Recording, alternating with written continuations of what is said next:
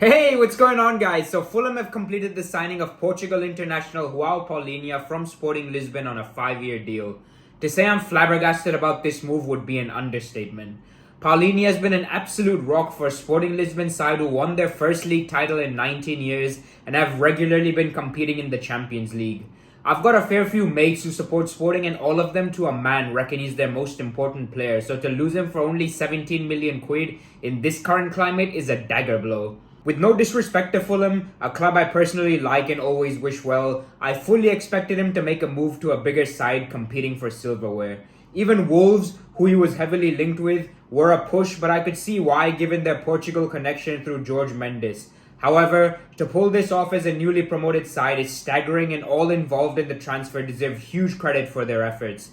We've seen plenty of successful incomings from the Portuguese league in recent times, and clubs around Europe continue to dip into that market with Luis Diaz and Darwin Núñez at Liverpool, Fabio Vieira at Arsenal, and most recently Vitinha at PSG. Just like their predecessors, I expect all of these lads, including Palhinha, to very much be the real deal. In terms of Palhinha himself, he's had a rather peculiar career trajectory. Although he came through Sporting's academy, he was loaned out to clubs around Portugal on 3 different occasions and looked for all money set to leave the Portuguese giants. However, his fortunes changed completely when current Sporting Lisbon manager Ruben Amorim gave him a chance and stuck him into Sporting's 11 in 2020. This had partially to do with the fact that the pair had briefly worked together while at Braga and proved to be a masterstroke as Palhinha became a vital cog in a trophy-winning machine. Regarding his qualities as a player, Palhinha's stature is the first thing that stands out. 6'2", built like a tank, and someone you absolutely would not want to fuck with.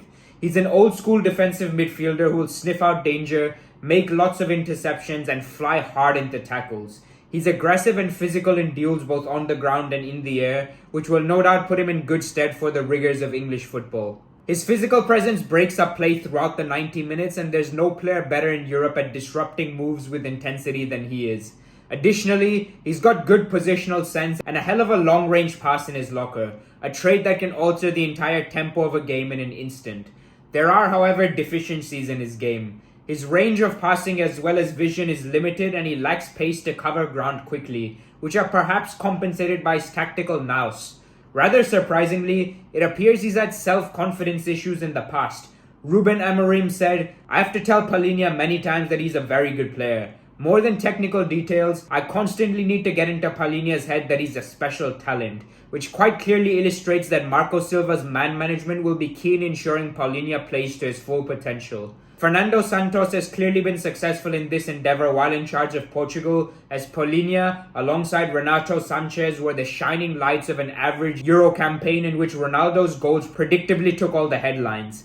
Had he been sold in the summer of 2021, Sporting Lisbon could have quite easily commanded a price of 50 million quid.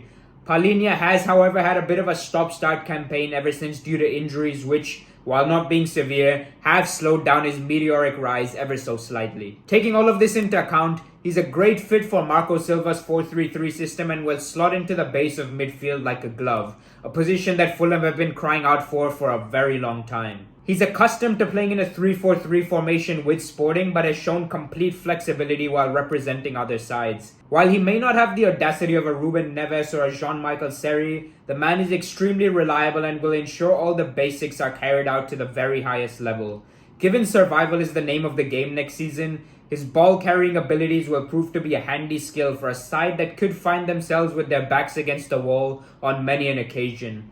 Personally speaking, I'm a huge fan of Marco Silva and really hope this Fulham side don't go straight back down like in previous years. They've been a joy to watch in the Championship, and hopefully that momentum can continue in the Prem.